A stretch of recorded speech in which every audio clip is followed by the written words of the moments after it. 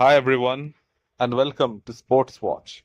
If you like the content, please press the bell icon for further notifications and like, share, and subscribe to the channel. Ilia Topuria just created history.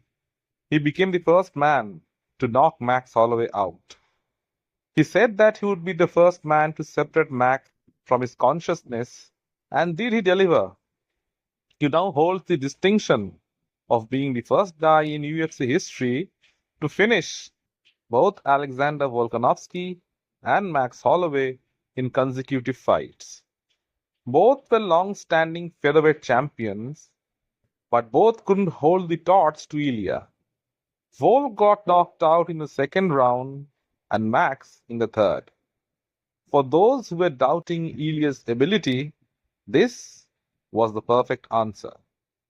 What is scary is that Ilia is going to get better. Topuria said that he is the next level of UFC striker, more advanced than the others, the next generation. Who can doubt him after those two spectacular performances? He broke Max Holloway down step by step all throughout fight week. He asked him to stand at the center and bang with him in the first 10 seconds of the fight. Right from the beginning, Ilia made it a point to state to Max that the fight was going to be on his terms. He wasn't intimidated by Max. He was the one doing the intimidating. Another thing to remember was that Max had put on weight to move up and fight for the BMF title. He looked huge versus Justin Gaethje. So to cut back down to featherweight would have taken a huge toll on his body. He looked drained all week. Ilia and his team were aware of that. Cutting that much weight might not be too good for the body. The match began, and like promised, Ilia pointed to the center. Max responded in kind of the gesture of being the matador. Ilia's footwork was giving Max problems, and he landed some brutal leg kicks as well. Max ate those kicks, but even from past experience, he hasn't learned to check them. Holloway landed strikes of his own as well.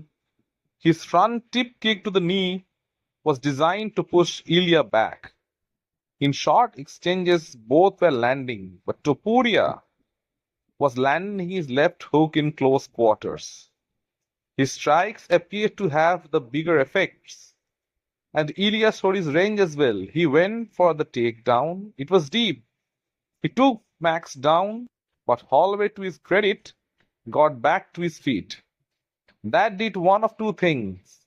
It kept Max guessing, and it opened up for Ilia strikes. One thing with Ilia Topuria is that there is no wasted motion when it comes to his boxing. His strikes are well measured and precise. His straight right down the middle tagged Max a couple of times in the second round. Holloway has a great chin and was able to take those shots. It looked as if Max was slowly beginning to get into his groove, but Ilia, being the shorter fighter, was crouching, and it was becoming difficult for Max to find him at times. Ilia was coming close, and in the third round, the moment presented itself. He had walked Holloway down into the cage and let his combinations go. It was a four-punch combination, and Max was stuck with his back to the cage. As he circled out, Ilia caught him with a straight right hand. It wobbled Max and pushed him back to the cage once. Max circled to Ilia's left, which was supposedly his weaker side. But the footwork of Ilia was so good that he cut the cage off and landed a devastating left hook. The strike was so crisp that it dropped Max. His hand wasn't up as well, and as he fell, it was all over. Ilia pounced on him to get the finish. He had just knocked out Max Holloway, and that had not happened ever before. It was a great performance from Ilia, and it just validates him to be the best featherweight in the world. His back-to-back wins against two of the most dominant featherweights in history might be the two best wins put together by any fighter in the UFC. And with those two wins, he has firmly laid stake as to be the fighter of the year. Alex Pereira won 3 title fights in 7 months, but the caliber of opponents that Topuria had fought were higher. And to finish people at featherweight just shows the kind of power that he possesses. Ilia Topuria is the next superstar in the UFC without a shadow of doubt. He backs up his trash talk in the ring, but he gives his opponent the respect they deserve at the end of the fight. That's the hallmark of a great champion.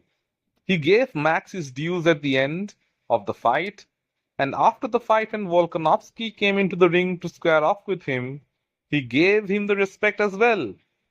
He even promised Volk of the rematch. But who does Ilia fix next? Probably the rematch with Volk. Dana White also insinuated on that happening at the end of the fight, after all that Volk has done for the company. But should that fight take place right away? The outcome was pretty decisive last time. Volk was knocked out cold. It was the second time in 2 fights that Volkanovski has been knocked out. Even though he has taken some time off, the mental scars are bound to be there. And Ilia Topuria is on a high right now. Anyone who fights him next would have their work cut out. In the co-main event of UFC 308, it was Robert Whittaker versus Khamzat Chimaev at middleweight. It was a return of Chimaev to the octagon after having numerous problems outside of it. It was supposedly going to be his toughest test against the former champion Robert Whittaker. The fight, however, wasn't even close. Khamzat smashed Whittaker to pieces and submitted him in the first round itself. It wasn't even competitive. Robert Whittaker had no answers. He was crestfallen after what transpired. When you face Chimaev, you know what is coming. You prepare for it in the months leading up to the fight. You think you have all the answers leading up to the fight, but as soon as the bell rings, you find yourself to be completely helpless and at his mercy. It's not a nice feeling. It was the same thing with Khabib. Fighters knew what to expect, but were helpless and they could not do anything about it. The Dagestani style of wrestling is different from the American freestyle wrestling. And whenever the two have collided, the former has been extremely dominant over the other. It was disappointing to see Rob offers almost no resistance to what Chimaev did. One leg kick from Rob, and Khamzat threw a high kick of his own and shot for a single leg. He shot from so far across that one would have thought Whittaker would have a better chance of defending it. But he couldn't. As soon as Khamzat got a hold of him, it was all over. He ragdolled him across the cage. Rob tried to break free, but couldn't break the grip. For Whittaker to have any chance of winning, he had to get past the first round and fight off his back.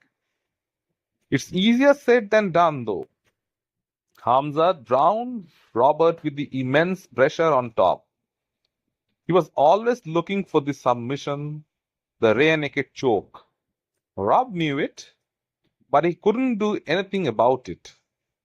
And the moment Khamzat had his hands wrapped around Whittaker's jaw, he tapped immediately.